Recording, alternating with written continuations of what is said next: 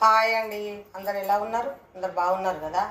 అందరు మంచిగా ఉండాలనే మనస్ఫూర్తిగా కోరుకుంటున్నాను. మీ దాంట్లో నేను కూడా బాగుండాలి. ఇక నేనైతే ఇవాళ అయితే రాగి జావ అయితే చేసేసుకున్నా. రాగి జావ పెరుగు పోసి కలిపేసుకుంటున్నా. మా పిల్లలు అయితే స్కూల్ పోయినాక వాళ్ళకి బాక్సులు కట్టి వాళ్ళకి టిఫిన్ వాళ్ళు దిగిపోయారు. వాళ్ళకి ఉప్మా చేసినాం, అది తినేసి వెళ్ళిపోయారు. ఇక తర్వాత నేనైతే రాగి జావ వండుకున్నా.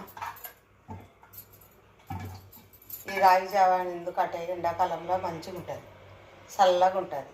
అందుకే ఈ రాగి జావ చేసుకుంటాం. ఈ రాగి జావ జరపానాన్ని కూడా ఆరోగ్యం కూడా మంచిది కదా, ఆరోగ్యంగా ఉంటుందని ఇక రాగి జావ చేసుకొని పోసుకుని ఇక పెరిగి కలుపుకొని ఇక మా ఆయనకు ఒక గిలాస్ అయితే తాగిస్తాం. ఇక చూడండి,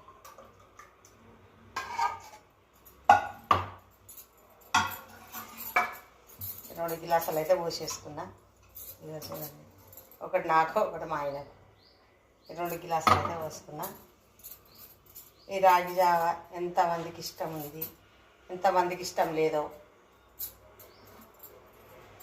కామెంట్ బాక్స్లో కామెంట్ చేయండి. నా ఛానల్ అయితే సబ్స్క్రైబ్ చేసుకోండి. నా ఛానల్ గ్రేడ్ లలిత 964 మర్చిపోకుండా చేయండి, నాకు సపోర్ట్ చేయండి, లైక్లు కొట్టండి, షేర్ చేయండి. సపోర్ట్ ఇప్పటికీ ఉండాలి.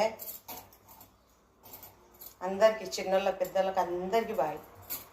అందరూ మంచిగా ఉండాలి కోరుకుంటాను నేనైతే. ఒకటైతే మా ఆయనకి ఇచ్చేస్తాను.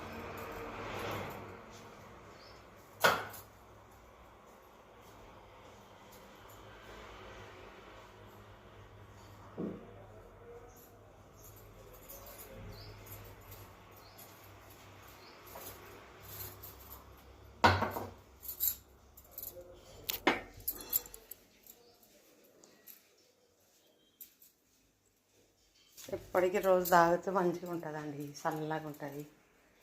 ఇక మా వాళ్ళేమో టిఫిన్లు చేస్తే టిఫిన్లు ఎందుకు ఎండాకాలంలో ఇదే చేసుకోవాలి, రాగి జావనే చేసుకోవాలి.